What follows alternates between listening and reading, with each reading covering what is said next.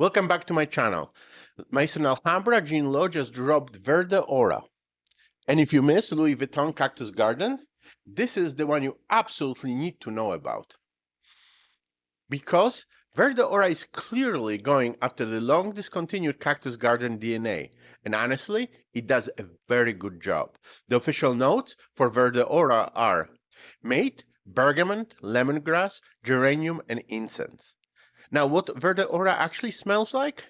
Right from the opening, you get the bright burst of bergamot and lemongrass. It smells fresh, sharp, green, and energetic. The lemongrass here is especially nice because it stays uplifting and aromatic instead of turning into that harsh cleaning product type of smell.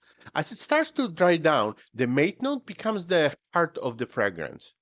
This is where Verde Aura really gets interesting. The scent becomes more dry, herbal, tea-like, and earthy, with the refreshing green character that makes cactus green so special in the first place.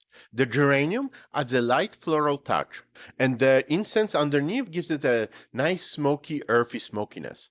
It never turns dark and heavy, but it does give the scent a little more depth and texture. Now, compared to the original, the biggest difference is in the opening. Verde Aura comes a little louder, sharper, and more aggressive with citrus and lemongrass, while the Louis Vuitton feels smoother and more refined right from the start. But once this fragrance settles down, the green mate tea vibe gets very close to what people loved about Cactus Garden. For me, this captured about 90% of the original DNA, which is very respectable, especially considering how hard it is to find anything in this scent profile. Performance is about what I expect for this style.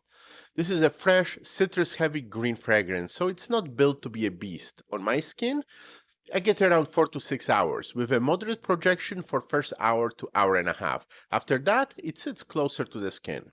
This is a very much daytime, warm weather fragrance, and if you spray it on your clothes, you will squeeze a little more life out of this. As far as vibe goes, this is not your typical easy crowd-pleasing summer scent. It's not blue, it's not sweet, fruity, or aquatic. This is more green, herbal, earthy, sophisticated, a little niche smelling. So if that sounds boring to you, this may not be the one you will like. But if you like fragrances that smell fresh in more natural, leafy, tea-like way, Verde Aura really stands out.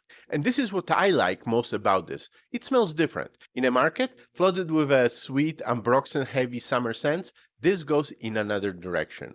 So final verdict?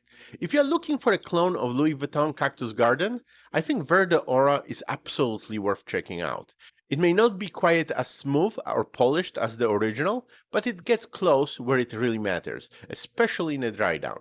And since Cactus Garden is discontinued, that alone gives this fragrance a lot of value. I don't think this DNA will ever be massively popular with mainstream, because most people want sweet, fruity, aquatic summer fragrances. But for people who love green scents and want something refreshing, unusual, and unmistakably different, this is a very strong release. If you enjoyed this video, make sure to like, subscribe, and let me know in the comment, do you actually like the green herbal style for the summer, or do you prefer the sweeter blue fragrances instead? Thank you very much for watching.